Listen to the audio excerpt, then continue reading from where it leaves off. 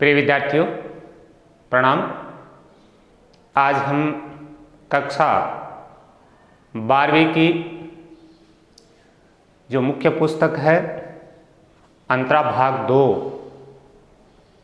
के काव्यखंड की पाठ्य पुस्तक की कविता नंबर 8 जिसका शीर्षक है 12 मासा, इसके कवि परिचय और इस कविता के विषय में हम पूर्व वीडियो में चर्चा कर चुके हैं। आज हम इसी कविता के पहले काव्यांश को पढ़ेंगे। जो पहला काव्यांश है उसमें कवि मलिक मोहम्मद जायसी ने किसके बारे में और हमें क्या बताया है। कहने का मतलब है कि इस काव्यांश में विशेष रूप से आप ये ध्यान रखें कि इस कविता में या 12 मासा के जो 4 भाग हैं उसमें विशेष रूप से जो वर्णन है, व्याख्या है, वो नागमती जो चित्तौड़ के राजा रतन सिंह की पत्नी है उनके विरह है और वियोग का ही वर्णन किया गया है। तो इस काव्यांश को पढ़ने से पहले क्योंकि हम व्याख्या पढ़ रहे हैं तो वही आपके 4 बिंदु वो ध्यान रखने हैं। सबसे पहले इस कविता का संदर्भ, तो इसमें आप क्या लिखेंगे?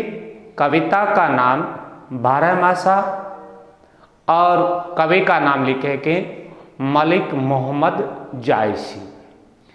दूसरा बिंदु हमारा है संदर्भ, नहीं प्रसंग। संदर्भ 1 नंबर, 2 नंबर पर प्रसंग। इसमें आप क्या लिखेंगे बच्चों कि ये काव्यांश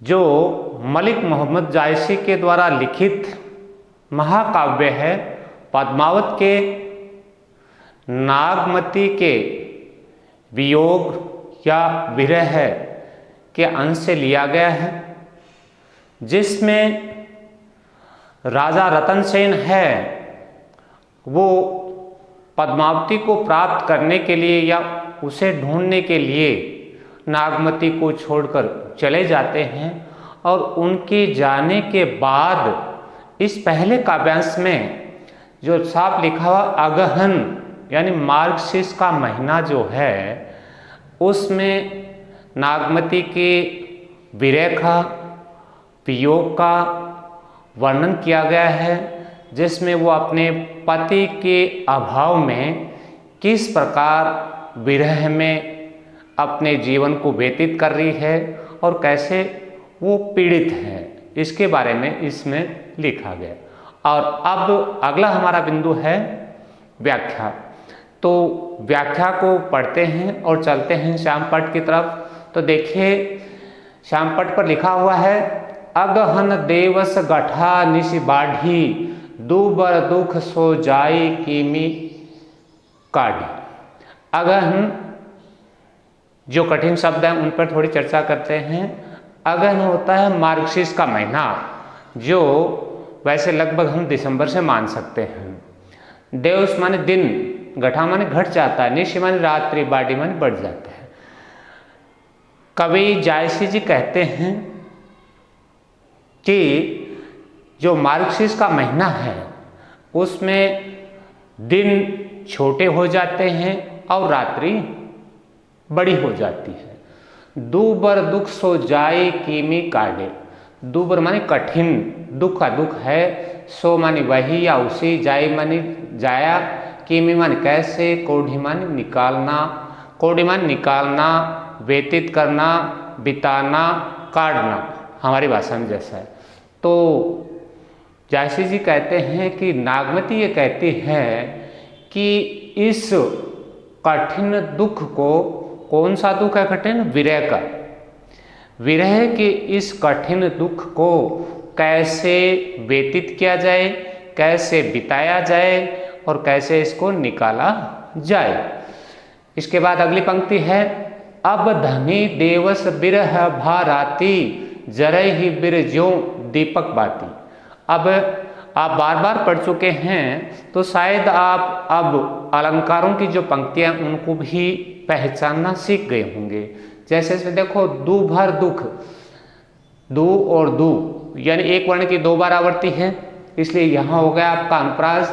ठीक ऐसा इसमें देखो, कीमी काडी, इसमें भी कई वर्ण की आवर्ती है, तो यह भी अनुप्रास अलंकार। अब धनी कहते हैं नायिका को, पत्नी को, यहां संबोधन किया गया बच्चों नागमती के लिए। देव सब विरह भाराती।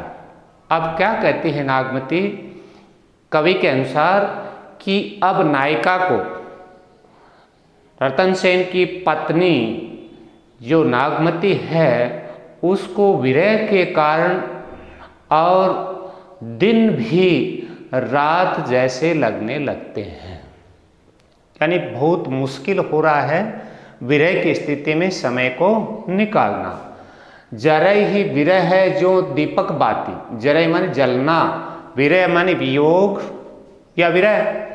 ज्यों आता है कौन सा अलंकार हो गया बच्चों? उत्प्रेक्षा। दीपक बाती, वह विरह में या विरह के दुख में इस प्रकार जल रही है जैसे दीपक में बाती जलती है, अर्थात उसके हृदय में बड़ी जलन हो रही है। और किसके कारण? विरह के कारण। अगली पंक्ति है, कांपा हिया जनाऊ शिव। कांपा माने कांपना, कंपित होना। हिया कहते हैं हृदय को, जनावा माने प्रतीत होना, लगना, शिव माने शीत। नागमती कहती है, या कवि के अनुसार नागमती को ऐसा लगता है कि शीत के कारण, सर्दी के कारण, ठंड के कारण उसका हृदय जो है हर समय कांपता हुआ या कंपित होता हुआ लगता है, या कंपित होता हुआ प्रतीत सा होता है। यानी हर समय उसका हृदय है वो ठंड के कारण कांप रहा है। तौ पै जाई होई संपीर। अब कहती है कि उसके शरीर का कांपना, उसके ठंड का कम होना किस कारण हो? तव माने तभी या तब, पे जाई होई दूर होगा, संग पियो, जब मेरा प्रिय राजा रतन सेन या पतिदेव जब मेरे साथ होंगे, मेरे यहाँ होंगे, तभी इस सर्दी से या शीत से कांपने वाला जो शरीर है वो दूर हो सकता है या उसका कंपन को मिटाया जा सकता है। घर घर चीर रचा सब काहूं। घर माने प्रत्येक घर में, चीर माने वस्त्र, रंग बिरंगे वस्त्र, रंगीले वस्त्र, रचा सब काहूं, सब माने हर कोई, सब काहूं कोई। इस मौसम में प्रत्येक घर में अपने रुचि के अनुसार, अपनी शौक के अनुसार भिन्न भिन्न रंग या कलर के कपड़े पहन रहा है, क्योंकि वो अपना शौक पूरा कर रहे हैं। लेकिन आगे नागमती क्या कहते हैं? मोर रप रूप रंग लेगा नाहू। मोर माने मेरा, रूप रंग माने रूप रंग और सौंदर्य, लेगा माने ले गया, नाहू माने नाथ। नागमती कहती है जिस दिन मेरे पति रतन सेन मुझे छोड़कर चले गए, इसके लिए वो पद्मावती को ढूंढने के लिए, तो वो कहते हैं जिस दिन मेरे पति मुझे छोड़कर गए उन्हीं के साथ मेरा रूप और रंग है वो साथ चला गया। किसके साथ? नाथ। जब से नाथ मुझे छोड़कर गए हैं उसी दिन से मेरा रूप रंग है सौंदर्य उनके साथ ही चला गया।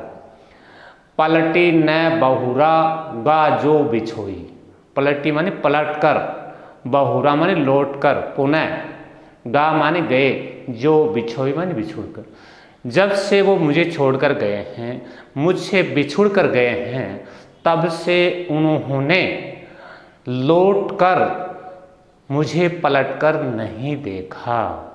यानी यहाँ से जाने के बाद उन्होंने पुनः पलटकर लौटकर मुझे बिछुड़ने के बाद दोबारा उन्होंने आने का प्रयास नहीं किया या मुझसे जुड़ने की कोशिश नहीं की। अब हूँ फिरई फिरई रंग सोई, अब माने अब भी, फिरे फिरे दो बार आ गया, ये पुनरुक्ति प्रकाश अलंकार हो गया। रंग सोई, यदि अब भी मेरे पति, मेरे प्रिया, मेरे नायक यदि वापिस आ जाते हैं तो मेरा रूप, रंग, सौंदर्य वापिस आ जाएगा। सियरी अग्नि विरहन हिये जारा, सियरी माने ठंड, अग्नि माने अग्नि होती है बच्चों, अग्नि कौन से यहाँ विरह की, विरहनी, हिये माने हृदय, जारा माने जलाता है। इस ठंड में, इस शीत मौसम में आप सभी को पता है दिसंबर का महीना जो होता है, मार्गशीर्ष का जो महीना होता है वो अत्यधिक ठंड का होता है। इसीलिए नागमती कहती है इस ठंड के महीने में विरह रूपी अग्नि, विरह रूपी जो अग्नि है वो मेरे ही माने हृदय जार, मेरे हृदय को जला रही है। और क्या हो रहा है, सुलगी सुलगी दग्धई बेचारा, ये विरह रूपी जो अग्नि है वो सुलग सुलग कर और मुझे जला करके राख कर दिया है। अर्थात विरह रूपी अग्नि इस ठंड में या इस शीतल आग ने मुझे जला करके राख जैसा कर दिया, या ऐसा कह सकते हैं इस विरह रूपी अग्नि ने इस शीत के ठंड के मौसम में मेरे हृदय को जलाकर राख जैसा कर दिया। अर्थात नागमती है वो अपने पति के वियोग में, अपने नायक के विरोह में, अपने प्रिय के वियोग में बहुत तड़प रही है। जो अगहन यानी मार्गशीर्ष का महीना है वो उसके लिए निकलना बहुत ही कठिन हो रहा है, क्योंकि रतन सेन के जाने के बाद नागमती को किसी प्रकार का कोई संदेश वापस नहीं मिला या पति ने वापस कभी जुड़ने की या संपर्क करने की कोशिश नहीं की। इसी बात को लेकर वो बार बार अपने विरह का वर्णन कर रही है। ये दुख दग्ध न जाने कंतु, दुख होता ही है, दग्ध मन दर्द, न मन नहीं, जाने मन जानते हैं, कंतु कहते हैं प्रिया या पति को। मेरे जो पतिदेव हैं, मेरे जो प्रिय है रतन सेन, वो मेरे दुख, और दुख कौन सा, विरह का, विरह के कारण जो दुख है, दर्द है, उसके बारे में मेरे प्रिय, मेरे पति नहीं जानते हैं। जोबन जरम करे भस्मंतु, यहाँ कवि जायसी जी क्या कहते हैं कि नागमती कहती है इस विरह के कारण उसका यौवन, उसका जन्म या जीवन है, करे भस्मंतु, जल कर भस्म हो गया है। इसमें देखिए थोड़ा सा, ये जो जन्म नहीं है बच्चों, ये किताब में देखिए आप शुद्ध रूप इसमें जन्म है, तो अर्थ क्या हो गया, इस विरह के कारण क्या कहती है वो कि इस विरह रूपी दुख के कारण, वियोग रूपी दुख के कारण या वियोग रूपी अग्नि के कारण मेरा यौवन कहते हैं यौवन को, जन्म माने जीवन, करे माने कर देता है, भस्मंतु माने भस्म, मेरा इस विरह के वियोग के दुख दर्द के कारण यौवन और जन्म है वो जल करके भस्म हो गया या एक तरीके से नष्ट होने के कगार पर आ गया। तो बच्चों अब तक जो पंक्तियां हम पढ़ रहे थे ये पंक्तियां थी चौपाई की, हम चौपाई की पंक्तियां पढ़ रहे थे और अंतिम दो पंक्तियां हैं वो है दोहे की। दोहे में क्या कहती है, पिए संग कहे हूँ संदेशरा ए भौरा ए कागा, सो धनी बिरही जरी मुई ते एक दुआ हम लागा। इसमें इस काव्यांश के इन 2 पंक्तियों पर आपको विशेष ध्यान देना बच्चों, क्योंकि ये काव्य सौंदर्य की दृष्टि से बहुत ही उपयुक्त हैं, विशेष हैं। तो क्या कहती है, पिया मानी पति को, सो मानी कहूँ संदेश दा। किससे कहती है? नागमती अपना संदेश, एक है भंवरा और दूसरा है, एक हम उड़ने वाला भंवरा जो जानवर वो कह सकते हैं, दूसरा पक्षी है। यहाँ नागमती अपने पति से बिछुड़ने का एक लंबा समय हो गया, तो उसने सोचा कि कोई ऐसा माध्यम मुझे मिल जाए ताकि कम से कम मेरे पति का मुझे समाचार मिल जाए, और इसी समाचार को जानने के लिए वो माध्यम बनाती है बच्चों भंवरे और काक को। क्या कहती है? पिए सो कहे संदेश ला। हे भंवरा, हे कौवा, मेरे पति को ये संदेश कहना, ये सूचना देना, क्या सो धनी बिरही जरे, सो वही धनी मानी पत्नी, नायिका, बिरही मानी बिरह में, जरी मानी जल गई, मुई मानी हो गई। तुम्हारी जो पत्नी नागमती है वो विरह में बुरी तरह से जल रही है, जल लगातार उसके जलन हो रही है, यानी उसका हृदय विरह के कारण जलन महसूस करना है और उसे बड़ी कठिनाई हो रही है।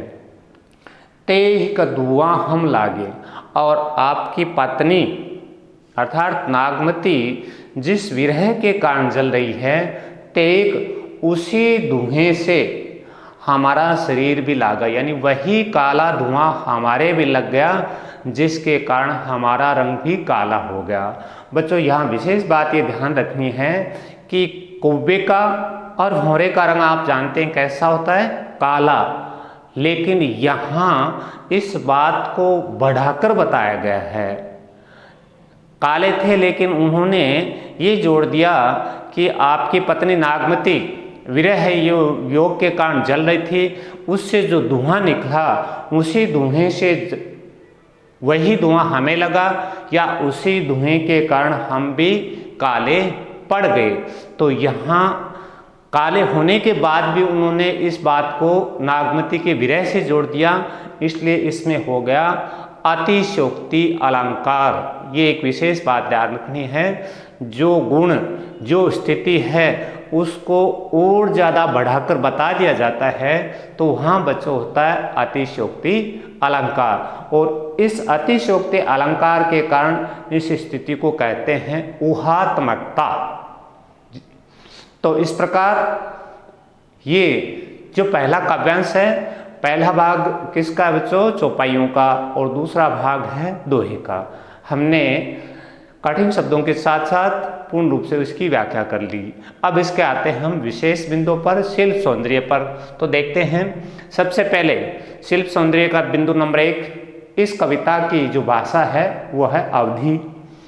छंद अभी जो मैं बता रहा था, चौपाई प्लस दोहा। रस इसमें वियोग और श्रृंगार रस है। वियोग जब नायक नायिका या पति पत्नी के बीच की जो दूरियां बढ़ जाती हैं उसे वियोग या विरह कहते हैं। श्रृंगार रस इसलिए है कि नायिका नागमती है वो अपने पति के चले जाने के बाद अपने श्रृंगार सौंदर्य का जो सामान है वो एक तरह से छोड़ देती है।